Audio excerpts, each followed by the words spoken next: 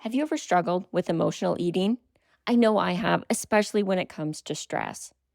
Today's guest, Renee Jones, shares her journey, how she gained and lost the same 40 pounds for years until 12 years ago, she finally recognized she was emotionally eating and figured out how to deal with those emotions to fix her eating.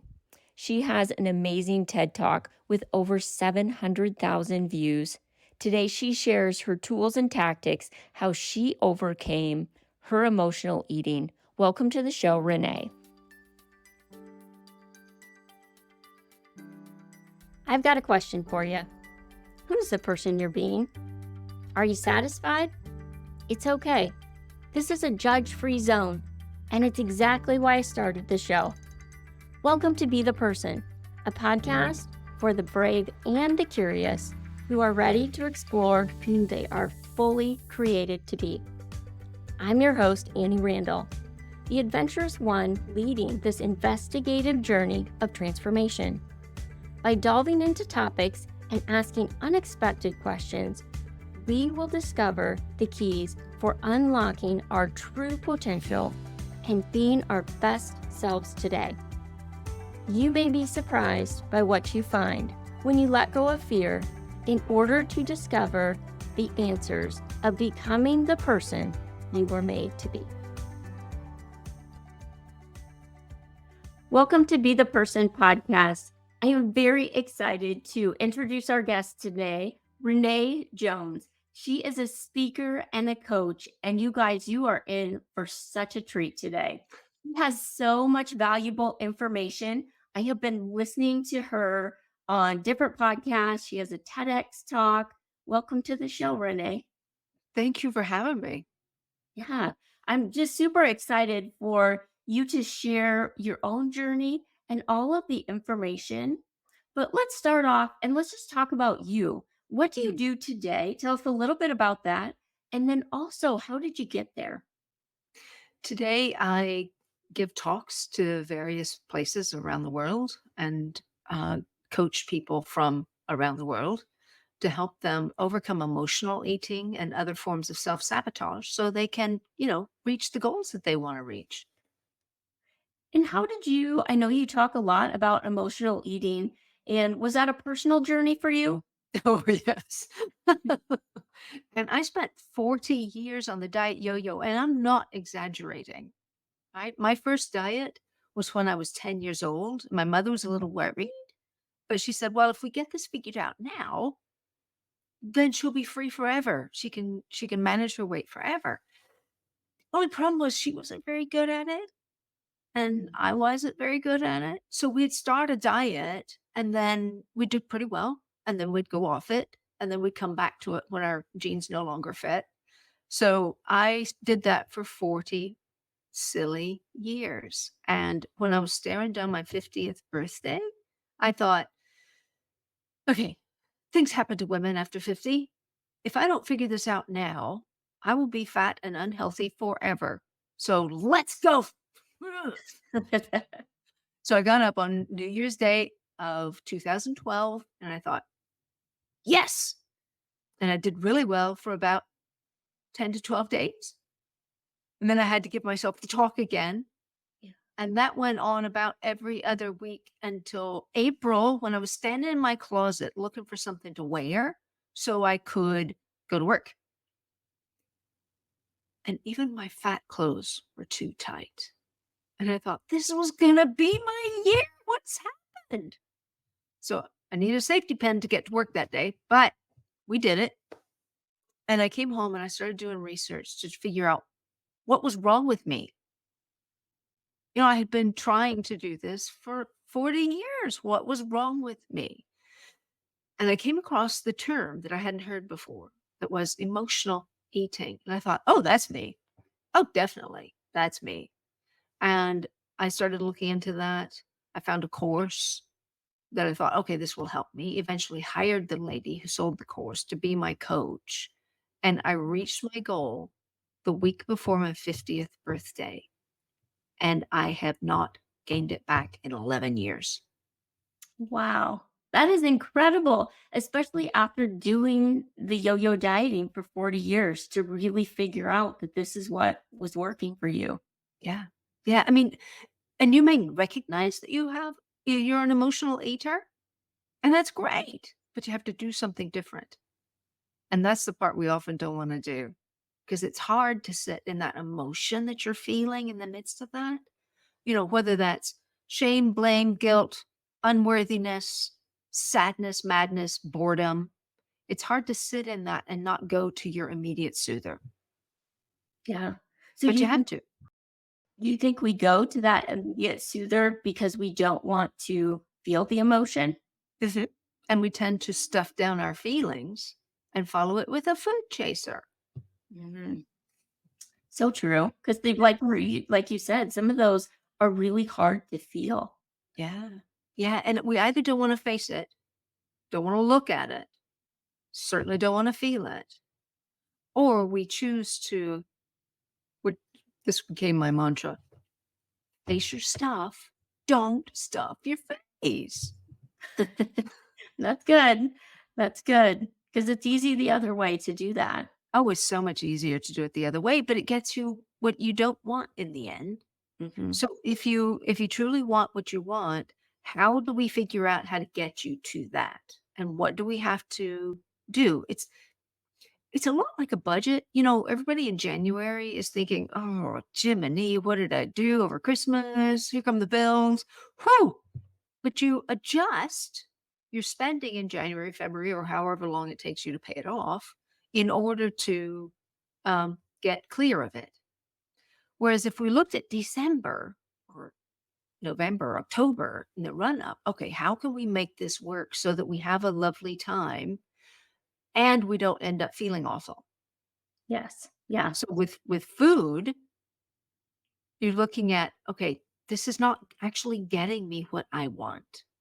How do I get what I want? What do I need to change around that in order to get the mobility and the health and maybe the body shape that you want? Yeah. Was that a hard journey for you to have to feel those feelings? Well, I was feeling them every day. I was just pushing them away. Oh, okay. See, I was like, okay, I don't want to feel that. I'm going over there, but I'd felt it for a second. Mhm. And to actually sit with them some days, yeah, that was hard to actually recognize, okay, this is how I feel. And it's awful. And gosh, just getting lower and lower kind of thing. But once you get to a point, you either slough it off and let it go, or do whatever it is to reconcile that. And Mhm. sometimes some help really helps with that because we don't know what we don't know yet. Yeah. We don't know. Okay, what? I don't have to feel the same way I've always felt about this. There's an option. Yeah. And sometimes someone with some objectivity can say, "Why do you feel that way? Where did that come from? And how do we unwind that so you can be free?" Yeah. And you mentioned you hired the lady that did the course. Was that helpful for you? Was that kind Oh, of what she did for you? yes. It was like, okay, this person is different. Because, I mean, there are a lot of coaches out there, there are a lot of therapists and various people to help with this. And some of them do their best, but they're not that good. Mhm. You know, that they're doing the best they can and they can take you so far. But Sure. I recognize that this was deeper than just, okay, you follow the diet, you do the exercise. It was more than that for me. So having someone who just shocked me because, you know, I've got a counseling degree. I know what good is when I see it. And she said something one day. I was like, what? Uh, I just never thought about it that way. And because of her skill and kindness, she was able to draw me through the various stages. And I worked with her for a long time because it worked for me. And you've got to find that person that you can trust, who can do the job, and that helps you heal. Mhm.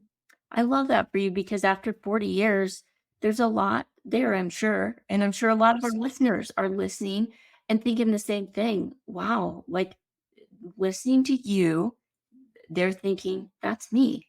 I've gained and lost that weight so many times I've lost count. I've tried diet and exercise. I know what to do. It's just the fact of doing it. But there's Yes. a sticking point there. Yeah, and you gotta find out what that is. I mean, people talk about New Year's resolutions a lot. Hmm. I know how to make them work, and that is you find the behavior, you find the root of the behavior. What is driving you to food for comfort or stress relief? What is driving you to that behavior you no longer want? Because if you don't resolve the issue driving the behavior, Hmm. a resolution doesn't work. And I think our timing is perfect for this because it will come out right before New Year's and everybody is setting those resolutions. So I know that you do a lot of coaching. Is that something that you help now other people walk through and identify these things? Yes. And, we start out, we spend a week or two talking about food. We spend a lot of time talking about everything else because if we never look at the other, food, get your food sorted out, pick your diet, get your exercise sorted out. And if you're still not losing, there's something going on, Hmm. right? Like for me, one of the things that helped me greatly, I mean, I lost my weight on the conventional advice, but it left me tired and hungry and kind of cranky all the time. So I did some more research and I found really a piece of software that takes into account how you relate to food and what goes on for you when you're eating. And then it spits out this, what I like to call your unique nutrition blueprint. And what I had been doing was not good for my body. It worked, but it wasn't good for my body. Sure. So once I started eating in the way that this suggested, and believe me, when I looked at it, I thought, oh, that's never going to work. I'm going to blow up like a balloon here. So I thought, I'm at my goal weight. I was now 52. And I thought, I'll give it a week and see what happens. At the end of that week, not only had I not been tired and hungry all the time, Mr. Jones was very glad I was no longer cranky. And I had lost 2 pounds in a week. And I thought, okay, so I include that. They can do it or not. If they're happy with their diet, that's fine. But once you know your unique nutrition blueprint, it makes it easier because you're not hungry all the time. Yeah, I think that's so important because if we are hungry all the time, it just makes it so much more difficult to Hmm. maintain. And I Hmm. think there's ways that, like you said, you don't have to be. You can be at your goal weight and not have to starve yourself to do that. Right. Yeah. Yeah. And it's just a matter of figuring it out. I mean, I think we can do it if we kept really good records. Mhm. We're not good at that. We don't like tracking. And I don't blame them for that. That's obnoxious. But it's good information for us because it shows us, okay, it was just 2 hours ago I had my lunch and now I'm hungry. What's that about? Sure. Yeah. But this kind of gives you the information in easy form so that you can take it and run with it. That's great. You said so at 52. I love that you're just curious because I feel like a lot of people on this podcast are very much the same way. But that was 2 years later. You were at your goal weight, but still, you just kept trying different things on yourself. If you look at your life today and you compare it to, let's say, 12 years ago or 2012 when you started, what are the big differences that you see there? Um, I'm happier. I'm much more content. I feel better in my body. Um, I didn't know how bad I felt before. I was unaware of it because I had never seen anything different. Um, my relationship with my husband is better. Mm. I am now coaching right? And I actually did a public talk called TEDx. And the silly thing is, I didn't know what TEDx was when I signed up for it. My nephews were really excited for me. I was like, what? It's a thing. Oh, what did It's I a get big myself thing, into? and yours is a big thing. And I will answer the one thing that people expect me to say. I wear smaller clothes, but that's so minuscule in comparison with the freedom of my heart healing that Yeah. it's like, yeah, yes, I lost weight. I'm in much better shape, but that's only a little piece of it. Mhm. It's the joy that comes out now because I'm not carrying all that baggage. Sure. Of finally dealing with all of the things you had been carrying around for so long. Yeah, yeah. And stuffing the feelings down and following it with a faith chaser. What if somebody's listening and they're thinking, oh my gosh, that's me? We talk about emotional eating, but I think when you hear somebody's story, a lot of times that really makes us relate. Mhm. What are maybe 3 tips that you would give somebody that if they're thinking day one, like you recognize this about you and you want to start on a journey, maybe just really practical things that you would tell them? Mm. Um, I would say make sure the food that is good for you is in your line of sight. So, for example, my husband's taller than me, and the things that are for me are like right here in the refrigerator or in the pantry. The things that are for him are in opaque containers above my head so that out of sight, out of mind. Okay. If you need a separate cupboard, fine. Use a separate cupboard that is just for your food. But it just makes it easier when you're not seeing it all the time. 2, I'd say get real with yourself. What's actually going on for you when you are drawn to a particular food? What does that mean to you? Mhm. Because if you figure that out, it helps. And I'll give you an acronym that helps with that. I say it's not hard to overcome emotional eating, but you do have to get the hang of it. Hang is the acronym. H, am I actually hungry? And if you're not, go find something to do that will make you happy. 2 is the A. What is my attraction to food in this moment? What is drawing me there? And what do I actually need? Do I need a walk around the block? Do I need to play with the dog? Do I need a hug? Do I need to call a friend? What do I need in this moment? I'm looking for food, but what's my heart need right now? And Mm. then the G is go. Go get that because that will soothe you more than food ever possibly could. You just have to get the hang of it. Oh my gosh, I love that so much because I'm an acronym person. It helps me remember That's different it. things. Yeah. Just because I think when we're in a habit too, that, when you feel that emotion, and I'm sure that habit is just to go do it, Mhm. it slows you down to ask those questions, which I really Yes. love. Yeah. And I guess the third thing is if you can make rules for yourself and stick to them, it can be really helpful. Like the kitchen is closed after dinner. Don't go back in there. You can have water, but you don't need to go back into the kitchen, probably. And when you're away from it, mm, when I'm watching television, if I am bored and want something to eat, maybe I need to do something else. Because Mhm. if you're bored watching TV, why are you watching TV? Yeah. Um, I sometimes use my celery test.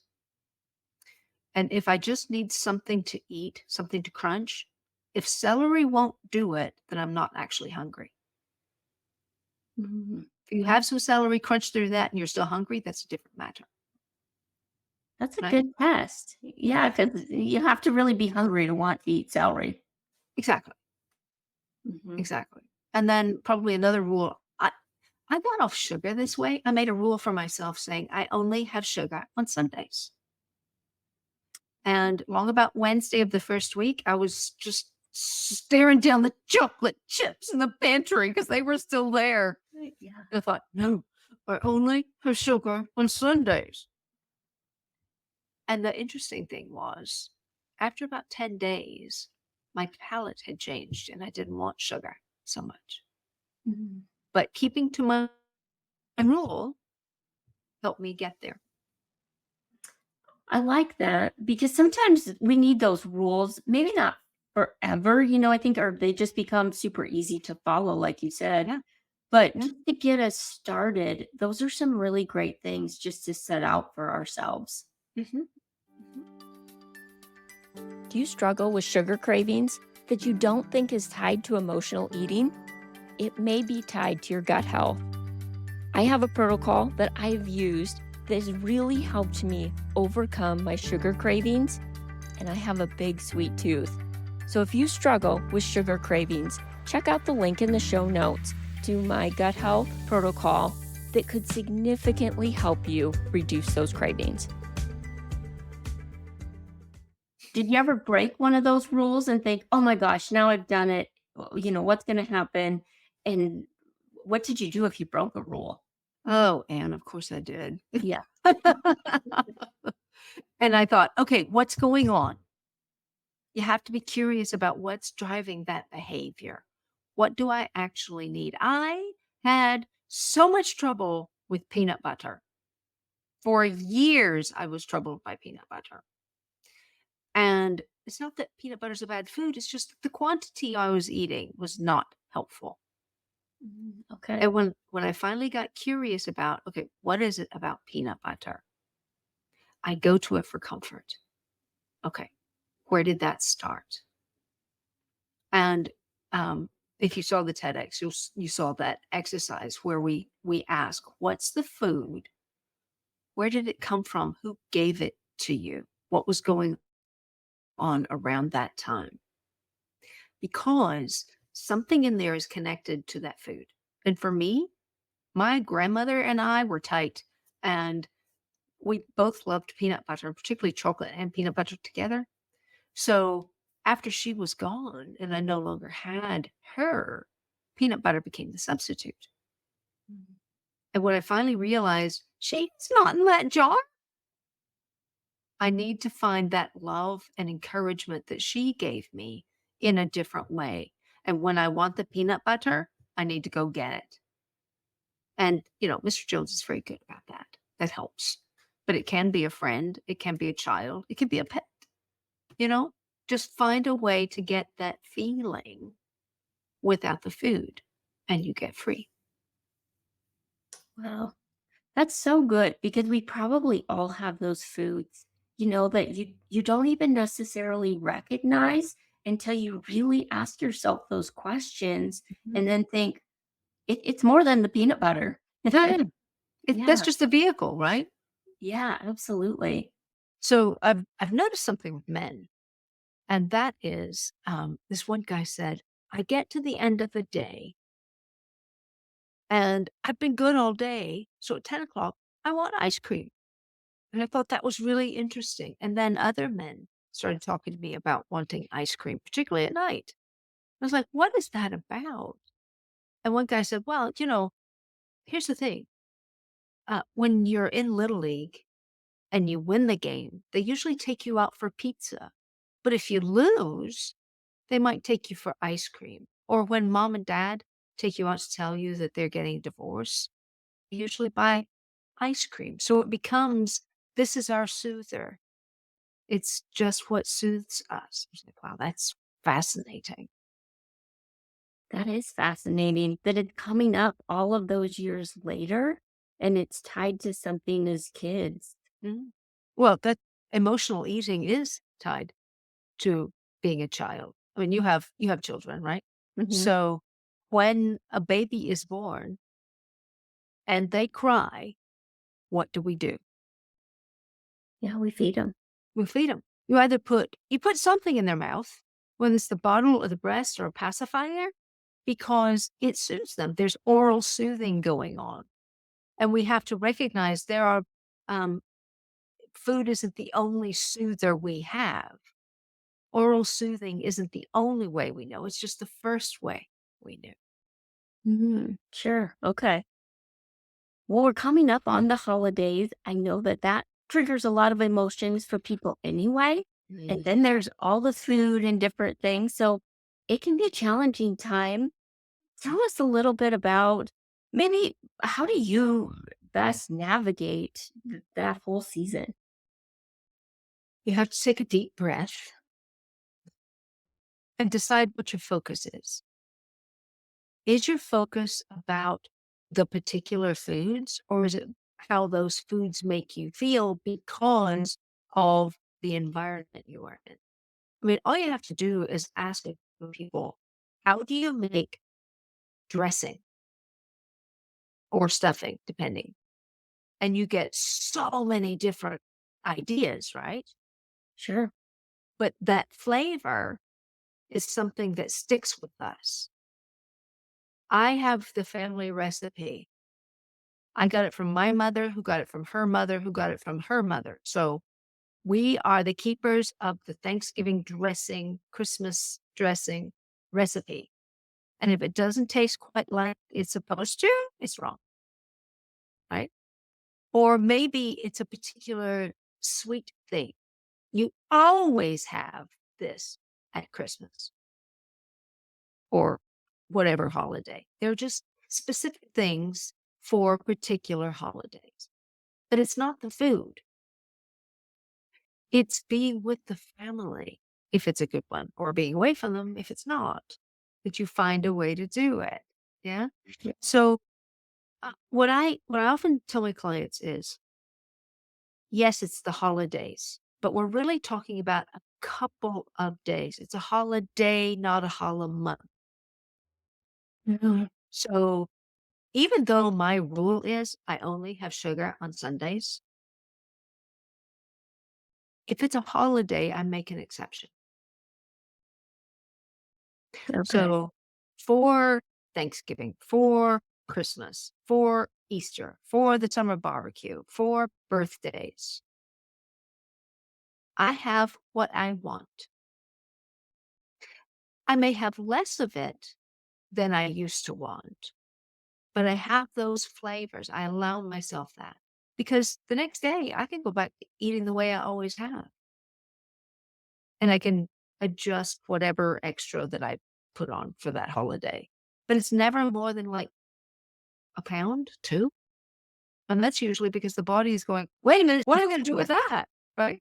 But if we don't freak out and continue to eat all the stuff, then we'll be okay. So decide what you really want from this holiday and at least get a taste of it. The rule is you don't taste anything after 3 bites. Mm. Your palate has already figured out, oh, this is what's coming, and it deadens. So if Okay. you want to be a little more strict, you can say, right, I have 3 bites of anything. And when you do this, like for you personally, like especially over the years when you were first getting started, was day two or day three when you had to go back to your old ways? Was that challenging? Or did you just say, these are my rules? I knew going into it. So it wasn't as challenging. So part of the reason I gave up sugar was because I figured out what it did to me. Okay. I don't use sugar. We have it in the house because some people like it, but I don't use sugar in my cooking or food anymore because it makes me hungry and it makes me mean. Okay. And I didn't know that before I gave it up. Yeah. So I know that after Thanksgiving with my in-laws, where they do all the things. In fact, one year my husband and his sister were leaving on a business trip the next day. And my mother-in-law, sweet, lovely lady that she is, put down in front of me a plate of sugar, various forms of it, cake, cookie, pie, whatever. And I looked at it and I looked over at him. He said, go ahead. I'm not going to be here when it hits. Wow. So even your husband notices it. You both really notice that difference. Yeah. So I know a couple of days after I've had sugar or, too much food, I'm going to be hungry more than I was. I'm going to struggle with a little bit of frustration. I mean, I was born a redhead. We have our thing. I'm going to struggle with some of the emotional stuff because blood sugar plays a part in that. And I have to be prepared and recognize, oh, I'm starving this morning. Oh, that was the sugar 2 days. Hang in there. It will come back. You'll be fine. But it's recognizing in the moment, okay, this is the reason it's happening. And this is my body's response to that. So therefore, if I just stay on track, it will get better. Yeah, I really like that approach because it doesn't surprise you then when it happens. You expect it and know that it's coming. And I prepare for it. Mhm. Is there ever a time now or you past this where, we all have those cravings where you're like, it's not a Sunday, it's a Tuesday, and you're like, I really want a piece of cake. And if so, how do you overcome that now? Do you eat the cake? Is there a method, even after you use the acronym, that you're just still struggling? And what do you do about it? Yeah, of course. Yeah. I mean, it's one of those things that you manage, you never completely get rid of, but the more you manage it and the more you deal with the stuff. And that's my first question. Okay, what's going on? What am I feeling? Okay, I can see that. Yeah, okay. And I try to manage that. But if I still want the cake, we still have a wanter. Sure. Sometimes I'm not upset, but if you put Italian cream cake in front of me, with the buttercream with cream cheese frosting. Oh my word. That is hard to say no to. It's like, I love the feeling of that in my mouth, right? So here's what we do. Put it on a plate. Use a knife, fork, spoon, whatever the appropriate thing is. Sit down at the table with a tablecloth or placemat with a lovely glass. Okay. Make it a moment. Do not eat it over the sink or over the trash can, hoping no one will see. Sit down, focus on the food, squeeze every bit of flavor and texture out of every bite you take. And oh, please enjoy it. We have to give that food the same honor that we are giving our craving.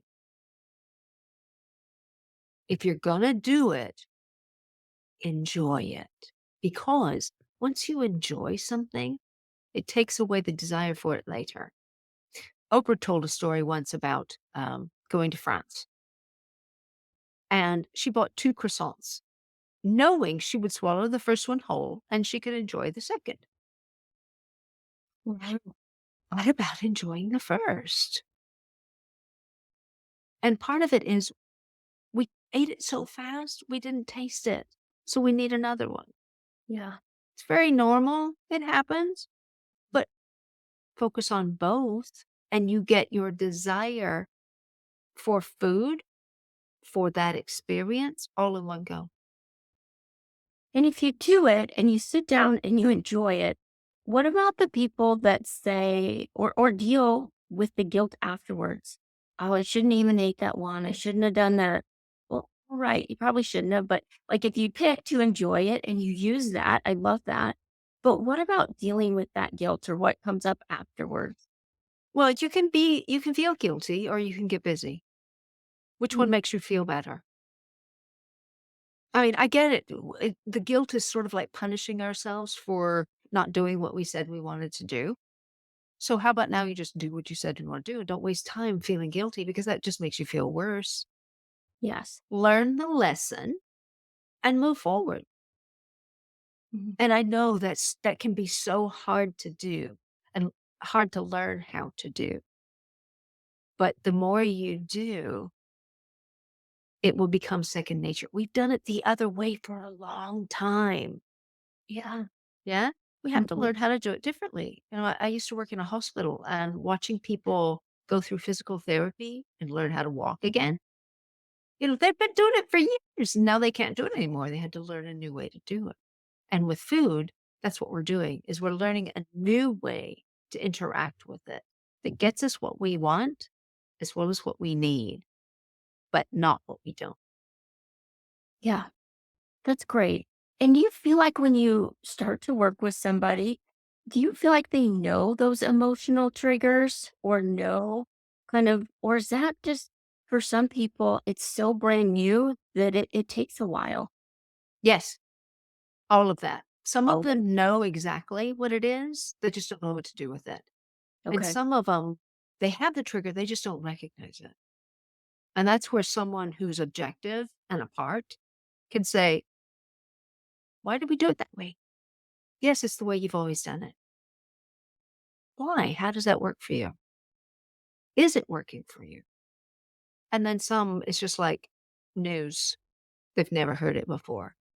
You know, like if someone starts talking to me about economics, it's going to take me a while to catch up because I don't think about that very much. Probably should, but I don't. I'd have to learn. It's like a computer.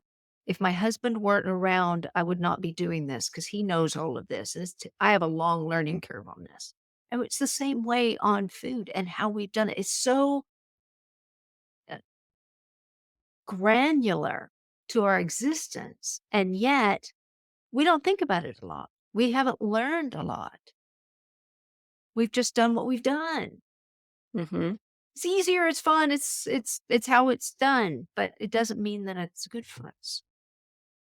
You know what? That's so true. If you think about just why you do what you do and how you grew up, and then the social settings you put yourself in, those are typically what we eat or triggers to eat.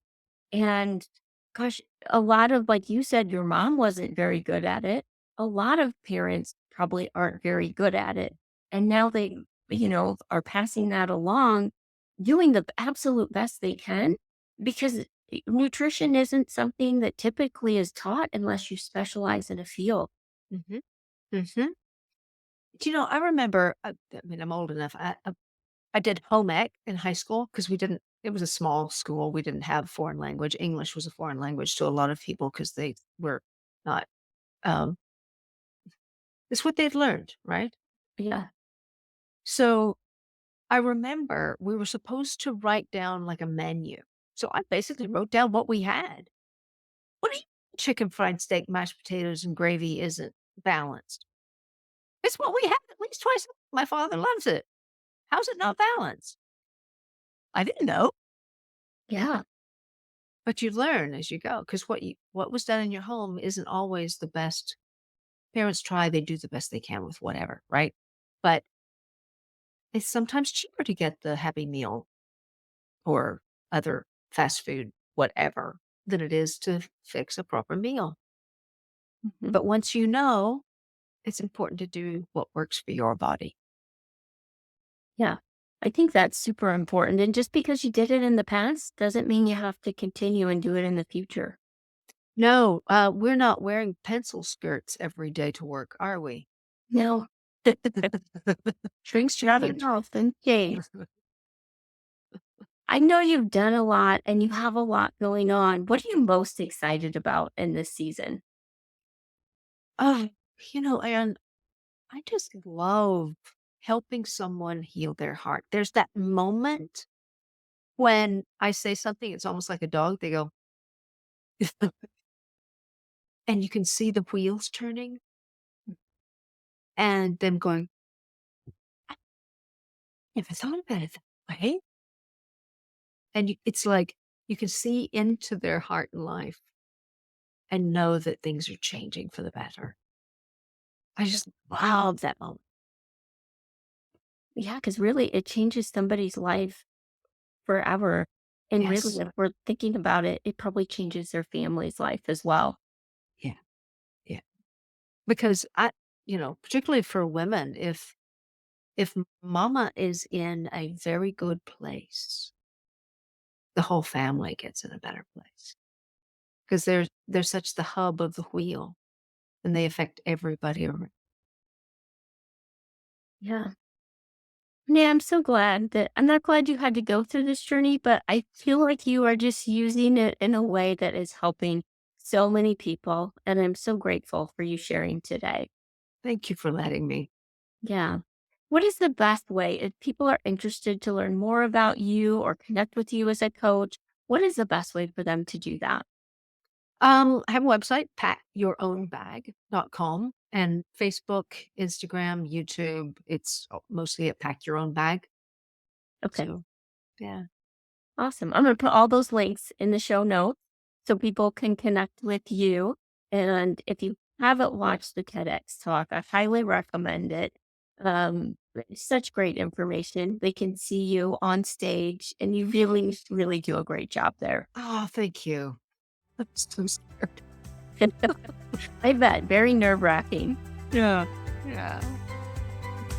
Well, have a wonderful holiday. And thank you so much, everyone, for tuning in to Be the Person podcast. If you know somebody that you think might benefit from this podcast, please share it with them. And it would mean the world if you would leave a 5-star review. Thank you so much.